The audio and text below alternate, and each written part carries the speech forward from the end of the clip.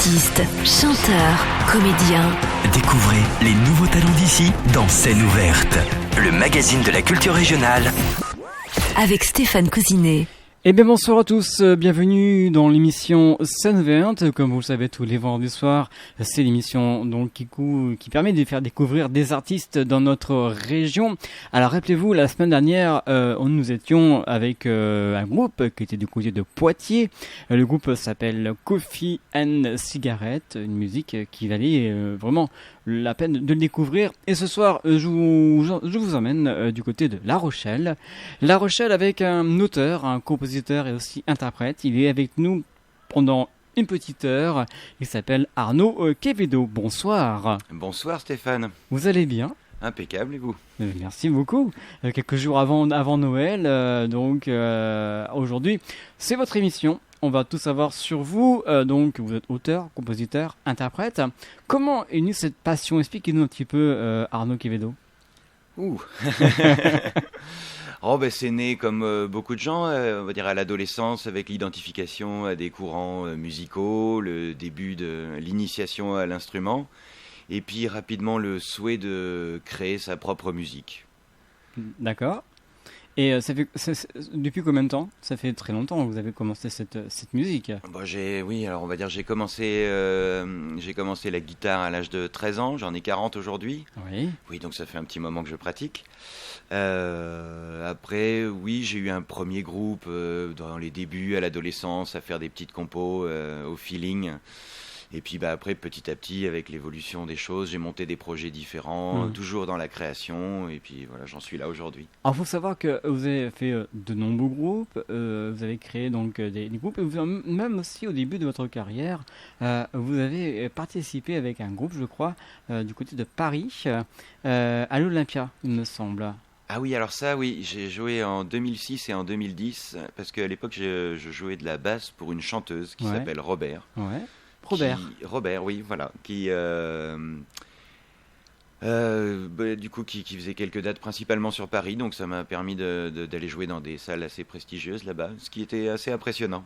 C'est vrai que l'Olympia, quand on dit l'Olympia, c'est les grands artistes qui participent à cet Olympia. En plus, ça a été refait il y a quelques années de ça.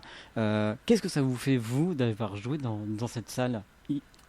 Eh bien, en fait, curieusement, c'est pas tellement le fait d'avoir joué dans la salle ou d'être monté sur la scène qui me fait quelque chose, mais le premier souvenir que je retiens de ces deux visites de ce lieu, en fait, c'est surtout dans les coulisses, sur le côté, il y a un mur où il y a des photos. Ah oui. Donc, il y a des photos d'Edith Piaf, il y a des photos des Stones quand ils étaient tout jeunes, puis il y a des empreintes de mains. D'accord. Et en fait, c'est plus ça qui fait, qui génère de l'émotion, en fait, le fait de se dire tous ces gens sont passés là. Alors que finalement, le plateau, il est vide. Quand on arrive, on s'installe. Donc, Est-ce que votre nom était marqué vraiment en extérieur sur la façade ? Alors, pas le mien, mais le nom de la chanteuse, oui. D'accord. En fait, c'était une première partie qui vous a permis de vous faire connaître sur Paris. C'était vraiment la chanteuse, c'était Robert, c'était que elle à l'Olympia, du coup. Bon, vous gardez un excellent souvenir. Ah oui, complètement. Et c'est la chanteuse Robert, vous avez toujours un contact avec elle ? Un petit peu, mais après ça fait 10 ans qu'on ne joue plus ensemble. D'accord. Bon, c'est bien d'en parler un petit peu de cette scène unique du côté de Paris. Alors, on va revenir avec vous. Vous m'avez dit tout à l'heure en début d'émission que ça fait très longtemps que vous êtes auteur, compositeur, interprète, et vous avez même aussi été enseignant dans la musique actuelle. Oui. Alors, parallèlement à la recherche d'érudition personnelle dans l'instrument, la théorie et tout ça, du coup, je me suis lancé dans des études pour enseigner. Du coup, j'ai eu un diplôme d'état de musiques actuelles à Poitiers en 2007, et du coup, depuis, je suis enseignant au conservatoire. Vous avez commencé par le conservatoire de Niort ? Tout à fait. J'ai fait 10 ans à plein temps à Niort. L'année 2017-18, j'ai fait mi-temps Niort, mi-temps La Rochelle. Et depuis septembre 2018, je suis à plein temps au conservatoire de La Rochelle. Donc, alors, on va ouvrir une petite parenthèse, si vous voulez, par rapport à ce conservatoire de La Rochelle. Donc, vous êtes professeur, c'est ça ? Oui, tout à fait. J'enseigne la guitare électrique et la basse électrique sur à peu près la moitié de mes heures. Et l'autre moitié, c'est l'encadrement de groupes de niveaux différents et aussi de théorie. et aussi quelques heures pour la formation diplômante. D'accord. Le conservatoire de La Rochelle, tout le monde peut venir? Ah oui, oui, oui. Ouais. Souvent, il y a beaucoup de gens qui pensent que c'est quelque chose d'élitiste et de fermé, alors qu'en fait, c'est un service public. Ouais. C'est-à-dire que tout le monde a le droit de de venir nous rencontrer pour faire un test d'entrée, pour voir si ensuite la personne... Il y a tout âge, hein, c'est ça? Oui, il y a tout âge. Ouais. Après, c'est vrai que on dépend quand même du ministère de la Culture, donc il y a des schémas d'orientation pédagogique, il y a des textes, hein, ça reste du coup de la fonction publique.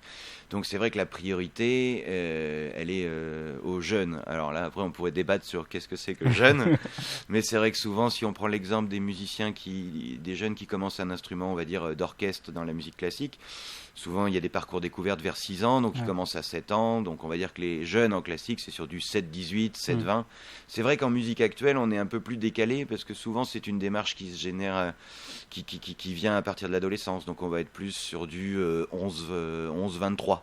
D'accord. Voilà, 25.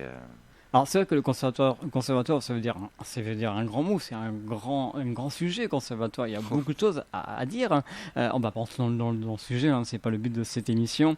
Juste savoir, conservatoire de La Rochelle, donc ce sont des cours, des formations régulièrement qui se déroulent du lundi au vendredi, c'est ça? Hein? Oui, c'est ça. Je peux résumer le fonctionnement de manière assez succincte. En fait, il y a une formule, un package, qui est quand on vient au conservatoire, on est là pour un cours d'instrument, un cours théorique. Souvent, les gens réduisent à l'appellation solfège alors qu'on ne fait pas que ça. Et un cours d'ensemble en fonction de l'instrument. Donc les violons, ils font de l'orchestre à cordes, etc. Puis nous, en musique actuelle, on fait des groupes. Voilà, donc il y a ces trois disciplines. Et du coup, c'est divisé sous forme de cycle. Donc 1, 2 et 3 qui est professionnel, avec des petits examens à la fin et des attendus à chaque fin de cycle. Et donc à la fin de cet examen, fin de cycle, il y a des concerts de prévus peut-être? Ah, même tout au long de l'année. Tout au long de l'année, parce que effectivement, une des finalités, c'est quand même de se produire. Bien sûr. Parce que c'est bien de travailler son instrument, c'est bien de travailler en groupe pour arriver à monter un morceau, mais après, c'est tellement plus gratifiant d'arriver puis de vivre la scène. Tout à l'heure, on vous donnera une date de concert qui aura lieu l'année prochaine, parce qu'on arrive déjà en 2022, hein, ça passe tellement vite. Hein. C'est demain. C'est demain, comme vous le dites. On va faire une première pause musicale, donc extrait d'un album. Le titre s'appelle, alors j'essaie de vous le dire correctement, c'est Prince, c'est ça? Alors, le disque, c'est Electric Tales, qui veut dire donc les contes électriques, et la chanson, c'est Electric Princess. Voilà, alors expliquez-nous un petit peu sur cette musique qu'on va découvrir ce soir sur l'antenne de l'NFM. Oui, pas de souci, donc avec plaisir. Electric Tales, du coup, c'est une sorte on va dire, d'ambiance médiévale au niveau des thématiques, puisqu'on a un bouffon, on a une princesse, on a un chevalier hypothétique. Finalement, ce n'est qu'un prétexte pour de la musique et des ambiances sonores. Et Electric Princess, du coup, qui est un morceau qui dure 18 minutes, en 2 parties, donc on va juste les 6 premières. Ce sont des troubadours qui chantent les louanges d'une princesse disparue. Hélène FM.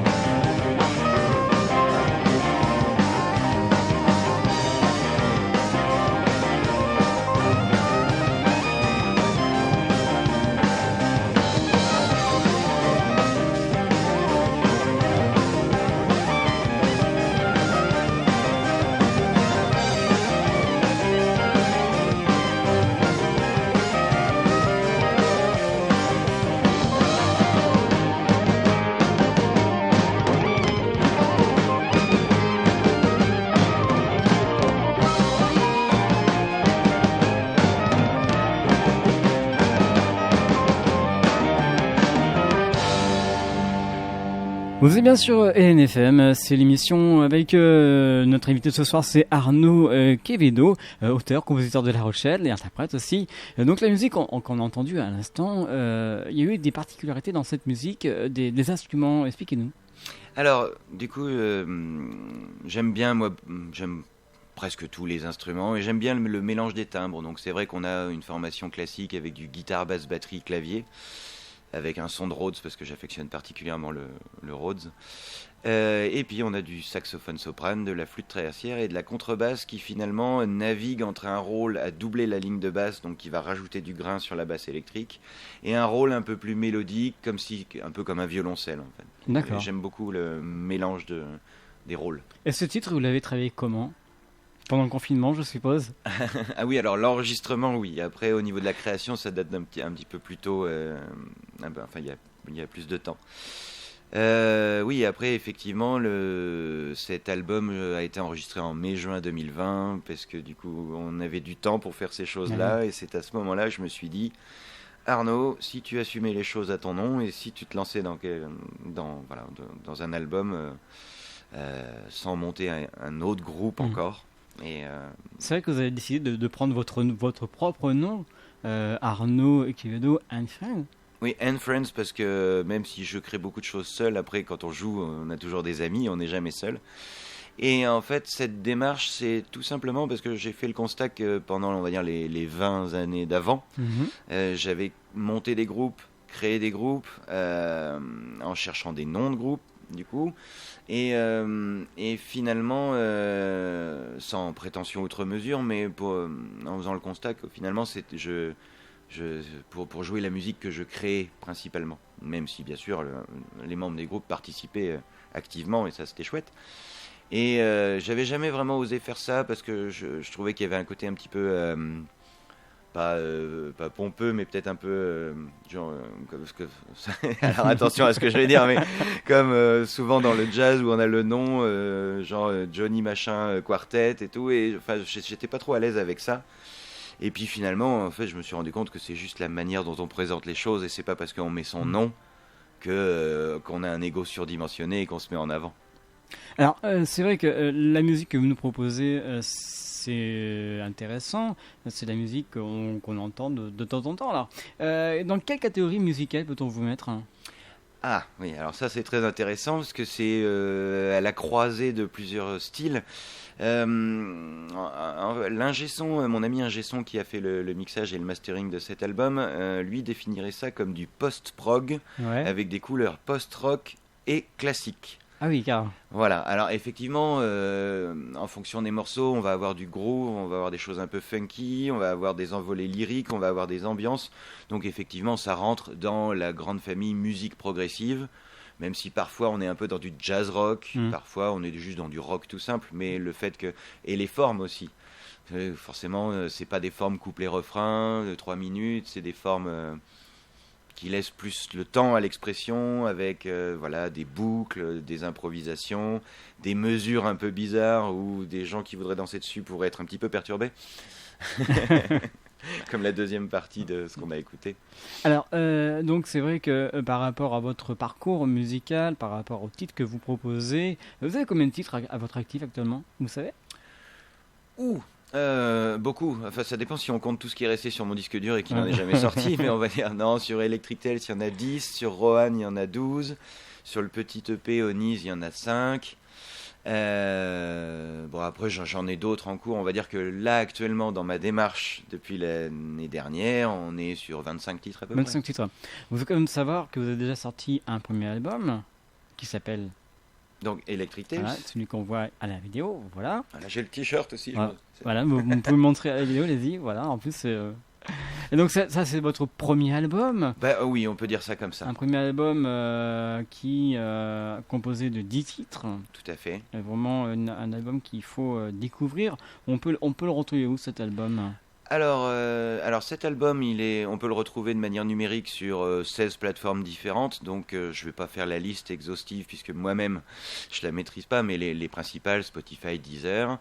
On peut le retrouver pour les gens qui voudraient l'objet physique sur le site de Musea Records, qui est donc un label français et qui distribue du rock progressif. Et du coup, nous avons réalisé le disque ensemble. Mm. Voilà. Après, s'il y a des gens qui sont curieux de voir quelles sont les images qui iraient avec l'album, vous pouvez aller sur ma chaîne YouTube, parce que confinement influençant la chose, je me suis amusé à filmer tout. D'accord. Donc voilà, sur la chaîne YouTube, il y a ce que j'ai appelé le film studio, ce qui est concrètement et tout simplement les images de ce qui a été enregistré, pas sous forme de documentaire, vraiment sous forme comme une sorte de live, sauf qu'en fait,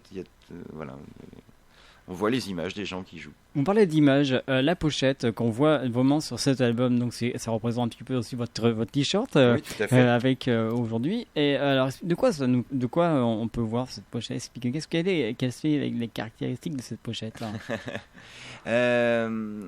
Alors j'ai un ami que j'ai connu il y a une quinzaine d'années sur Poitiers, qui avait un trait de crayon et une imagination, une créativité qui me plaisait beaucoup, que je n'avais pas vu depuis à peu près une dizaine d'années, et que j'ai recontacté en lui demandant s'il voulait bien me faire une petite pochette pour cet album, parce qu'il a un trait avec un petit peu, on va dire, heroic fantasy, un côté onirique, avec multiples influences, notamment une influence nippone assez prononcée.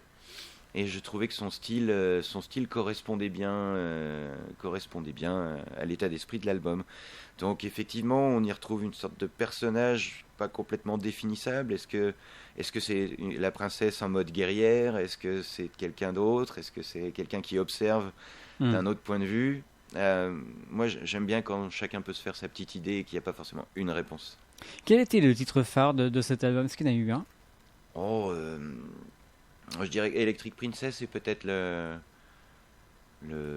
plus gros morceau, on va dire. D'accord. Combien d'exemplaires ont été vendus, vous le savez? Vendus, je ne sais pas encore. J'attends justement le bilan de chez Muséa. On en a pressé 500. D'accord. Après, je sais que peu de temps après, ils en ont vendu une vingtaine à un disquaire japonais spécialisé dans le rock progressif. Ah ouais. Voilà. Après, je ne sais pas s'ils sont toujours dans son magasin ou s'ils ont été vendus là-bas. D'accord. Donc c'était votre premier album. Oui, tout à fait. Ça vous fait quoi d'avoir fait un album? D'émotion? Oui, c'est chouette, c'est une sorte d'accomplissement personnel, parce que c'est pas le premier CD, parce que donc du coup voilà, j'ai eu d'autres groupes par le passé avec lesquels on a fait d'autres disques, mais celui-là il représente un cap, puisque c'est la première chose que je fais, que j'assume personnellement. D'accord. Du coup c'est chouette. C'est chouette pour vous déjà de vous faire découvrir par rapport à cet album, même seul sur scène? Ah non, on n'est pas seul sur scène. Ah non, j'en ai pas envie. D'accord. Non, effectivement. Alors oui, sur l'enregistrement, j'ai joué la guitare, les claviers, la batterie. Après, effectivement, pour jouer sur scène, on peut pas faire ça tout seul. Ou alors, on peut le faire avec des logiciels et des machines, mais moi, j'ai un côté un petit peu à l'ancienne et très humain, et j'aime pas avoir trop de machines sur scène. J'aime bien quand il y a des gens qui jouent. Et donc du coup, il y a eu une version live, malheureusement sans public, puisque c'était donc le 26 février 2021, et à l'époque on n'avait pas le droit de faire de concert en public.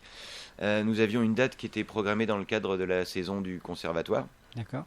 Et j'ai fait le choix de maintenir la date et de faire une captation sans public. D'accord. Donc du coup, on y retrouve mes amis contrebasse, flûte, sax, basse, qui sont sur l'album et qu'on voit dans le film studio. Et effectivement, comme on n'a pas le don d'ubiquité, du coup, j'ai mon collègue Anthony, qui est mon collègue du conservatoire aussi à la batterie, qui joue et qui joue bien mieux que moi, ainsi que Marin Michelat au clavier, qui est un ancien élève et qui joue super, et que j'étais très content de retrouver.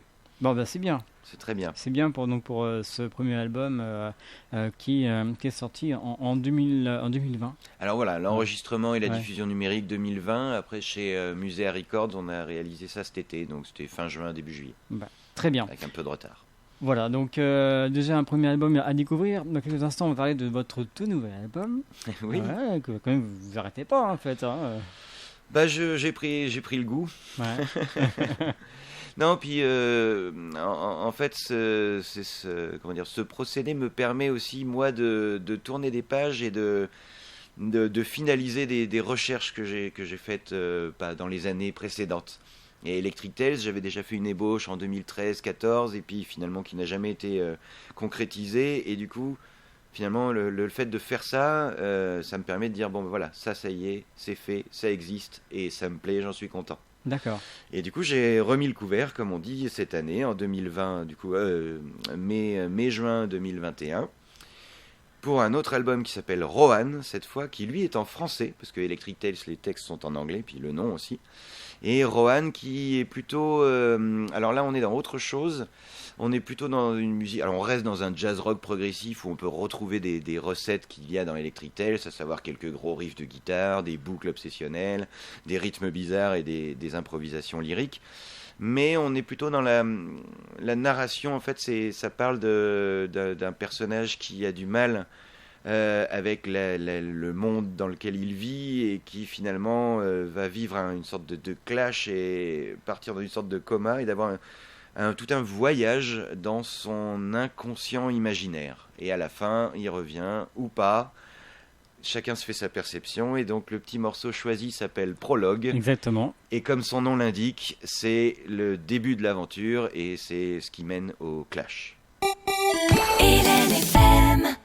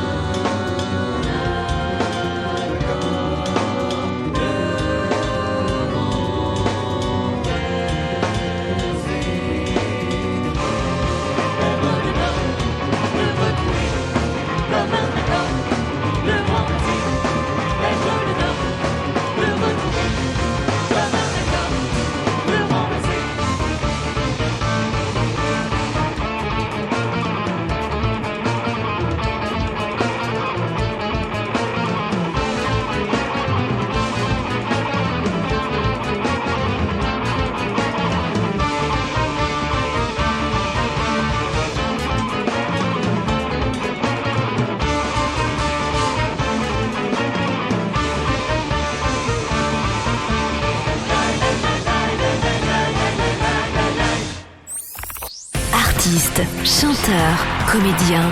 Découvrez les nouveaux talents d'ici dans Scène ouverte, le magazine de la culture régionale. Avec Stéphane Cousinet. Et oui, nous sommes toujours avec notre invité de ce soir, Arnaud Quevedo, qui est de La Rochelle. Ça va? Ça se passe bien? Impeccable. Et bonsoir à celles et ceux qui nous rejoignent en cours de route. Voilà, donc n'hésitez pas à écouter cette émission jusqu'à 21h, comme chaque vendredi soir. Alors à l'instant, comme on l'a dit, nous étions avec un titre prologue. Alors, Tout à une fait. très belle musique qu'on a pu entendre ce soir sur LNFM. Alors avant d'écouter un autre titre qui s'appelle Onis, Equinox, c'est ça? Tout à fait. Alors c'est vrai que vos influences musicales, on en a parlé un petit peu hors antenne, vous me parlez de Nirvana, vous me parlez de Yes, d'excellents souvenirs, hein, tout ça. Oui, tout à fait. En fait, oui, moi j'ai été très sensibilisé. Je me suis j'ai commencé la guitare comme beaucoup de gens à l'adolescence en écoutant, en découvrant Nirvana, Metallica, Megadeth. J'aime beaucoup Megadeth, les albums 90, 91. Et puis après, j'ai eu un grand tournant dans ma vie quand j'ai un ami qui m'a appelé un jour en me disant que son oncle lui avait donné des vieux vinyles et dans ces vieux vinyles il y avait Mécanique Destructive Commando de Magma, il y avait Red de King Crimson, il y avait Birds of Fire de Mahavishnu Orchestra, et alors là c'était le début de la fin. J'ai vraiment sombré dans le jazz rock et le rock progressif des années 70, et oui, le Genesis quand Phil Collins avait des cheveux et que Peter Gabriel chantait, tout ce genre de choses. Et finalement dans la musique que je crée aujourd'hui, il y a beaucoup de ces choses-là, parce que effectivement, il y a les barrières sont repoussées. Et alors après, il y a quand même des choses de mon passé adolescent de rock metal de l'époque, par-ci par-là, mais voilà, beaucoup de ces couleurs-là qui m'ont vraiment marqué.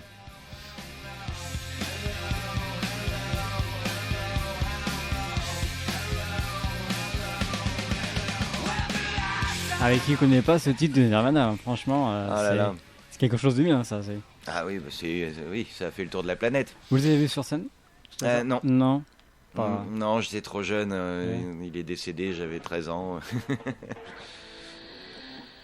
Vous l'avez reconnu. Oui, ça c'est Yes en 83. Moi, ce que je préfère dans la période de Yes, c'est on va dire 71-75. Ouais. Voilà, avec des morceaux. Ça, c'est très conventionnel. Ouais.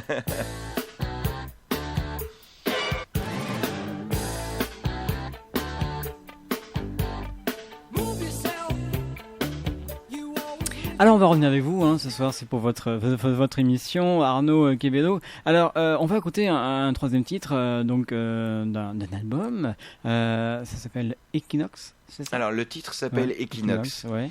Alors c'est extrait d'un EP qui s'appelle Onis, qui est finalement une formation que j'avais montée entre 2011 et 2015 avec quelques amis, dont le bassiste que vous pourrez retrouver sur Rohan et Electric Tales. Et voilà, parce que ce sont des morceaux qui sont au goût du jour encore et que j'ai envie de continuer à diffuser et à jouer sur scène.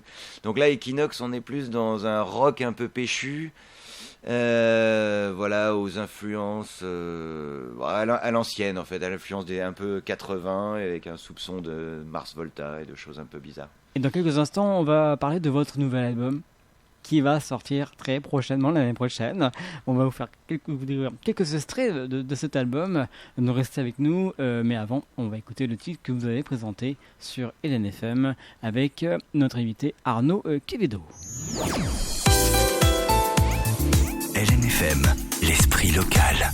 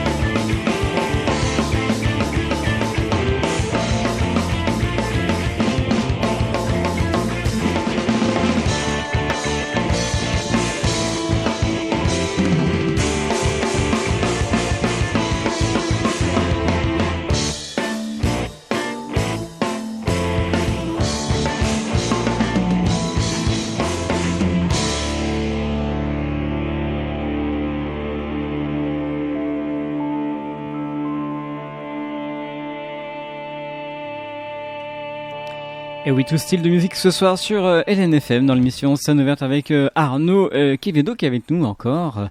Donc ça va, tout se passe bien. Impeccable. En ce vendredi, bientôt les fêtes. Et oui, bientôt la nourriture abondante. Voilà, donc n'hésitez pas, voilà, comme je vous l'ai dit à chaque fois, cette émission c'est la vôtre. Faites comme notre invité qui a fait la démarche de nous contacter, c'est bien ça, hein. Tout à fait. Donc comment vous avez fait, expliquez-nous rapidement. Eh bien, c'est simple. À force de voir tourner des vidéos et des extraits de cette émission sur les réseaux sociaux, je me suis dit, tiens, mais si j'envoyais un petit message. Voilà, et donc du coup, vous m'avez contacté et aujourd'hui vous êtes là. Tout à fait. Alors on va parler de cet album qui va sortir au mois de mars l'année prochaine. Normalement, si tout va bien. Alors oui, voilà. Au mois de mars, on a un concert. Après Voilà. l'album Rohan, effectivement, voilà, il existe pour le moment. On peut le voir le film studio sur YouTube, on peut le retrouver sur Bandcamp, mais il n'existe pas encore sur les autres plateformes ni sous forme de disque. Alors cet album s'appelle Rohan. Oui. Expliquez-nous pourquoi. En fait, phonétiquement, c'est l'anagramme d'Arnaud. D'accord. Et à la base, c'était le voyage 2. Donc en fait, on pourrait quelque part, c'est une sorte d'autopsychanalyse que j'ai fait entre 30 et 40 ans. Ouais. Et voilà, donc c'est vrai que c'est plutôt un voyage dans l'imaginaire inconscient. Donc chaque morceau a une couleur spécifique. On a le morceau féerique et une sorte de petite fête foraine un petit peu dérangeante. On a des... Vous avez abordé plusieurs thèmes alors. Tout à fait. Ouais. Les thèmes qui vous ont le plus touché dans cet album, c'était quoi ? Je dirais la nostalgie D'accord. et la métamorphose. Ah ouais. Oui, chaque titre en fait est à part. Bien différencié. Hein. Voilà, chaque titre est différencié. Dans l'ordre, on a prologue, découverte, féerie, dépassement, quand le personnage ne sait plus trop où ça va. D'accord. Un peu de nostalgie où on se pose. Il y a un titre qui est en japonais, Ryoko, qui veut dire voyage. D'accord. Voilà. Après, on a chrysalide, métamorphose.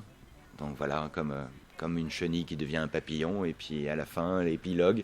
Est-ce un retour à la normale ou pas ? En fait, on raconte une histoire. Vous racontez une histoire par rapport aux musiques que vous proposez, c'est ça ? Tout à fait. Et donc du coup, les textes sont en français. Et comme je ne suis pas très à l'aise avec ça, j'ai demandé à un ami et collègue, Olivier Ginesté, qui est auteur et qui a l'édition Amok, d'écrire des textes. Et pour lui, c'était pas évident parce que effectivement, c'est une musique qui ne se prête pas à du couplet-refrain, donc avec des formes bizarres, des rythmes un peu bizarres. Donc il a trouvé l'exercice intéressant. Il savait pas trop si ça allait me plaire, mais en fait, je trouve que c'est parfait. En fait, il a réussi à mettre des mots que moi je n'arrivais pas à exprimer. D'accord. Et ça, j'en profite pour citer Gustave Mahler qui disait que si les compositeurs savaient s'exprimer avec des mots, ils n'auraient pas pris la peine d'étudier la musique.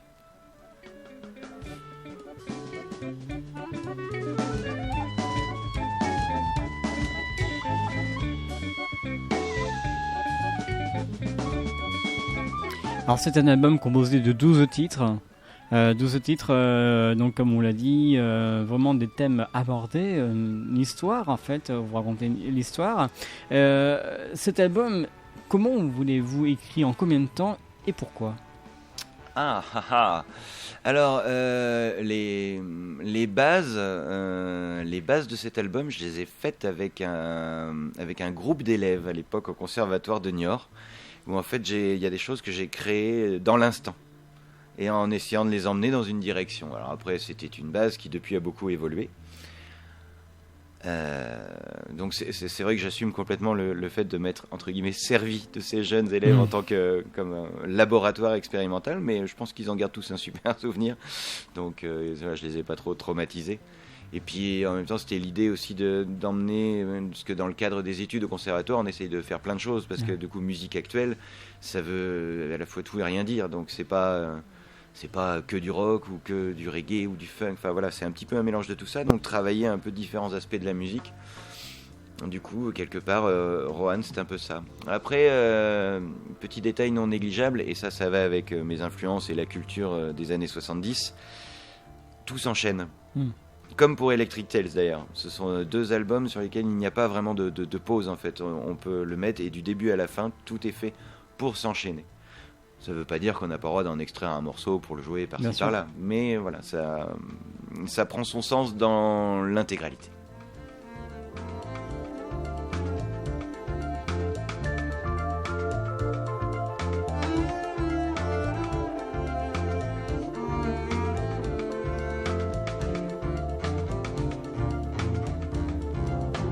Alors ce titre, vous l'avez, s'appelle Yoko, Tout à fait. donc un titre qu'on a parlé tout à l'heure, hein.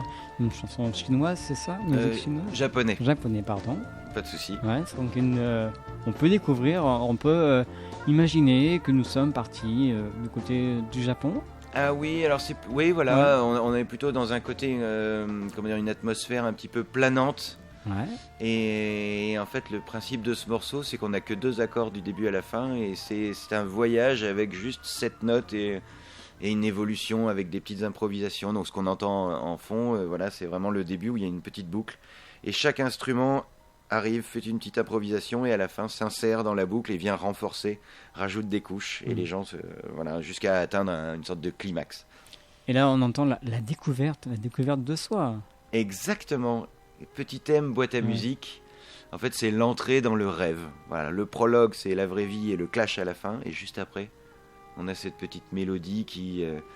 c'est ça, on rentre dans le rêve avec cette petite mélodie. Et un peu plus tard, on la retrouve à la fin du rêve.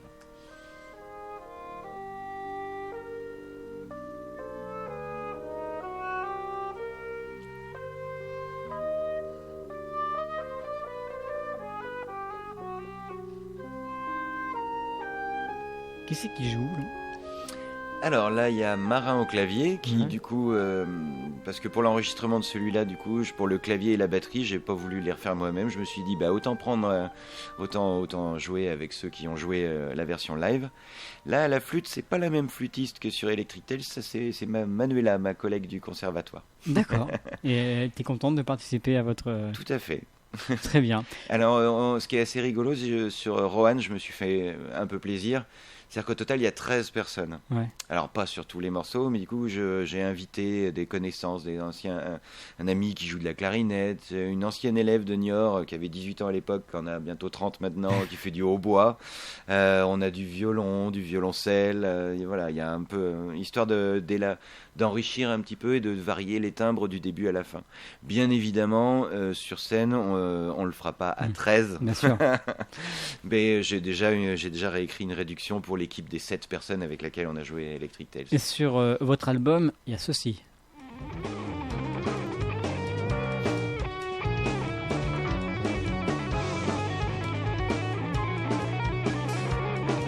Un autre style, hein? Tout à fait. Là, on est dans du ton par ton, Ouais. une gamme un peu bizarre et sur des rythmes. C'est la métamorphose. Là. Ça, c'est la lutte pour sortir du cocon. D'accord.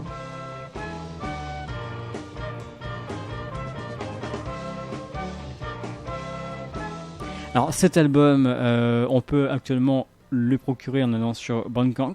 Ah oui, alors voilà, sur Bandcamp, il est possible de l'acheter de manière numérique. Et sinon, il est aussi visionnable, écoutable sur ma chaîne YouTube, où du coup, il y a pareil. Je me suis amusé cet été à faire un film studio qui, oui, ça m'a pris tout juillet-août. Tout juillet, ouais. Mais c'est bien.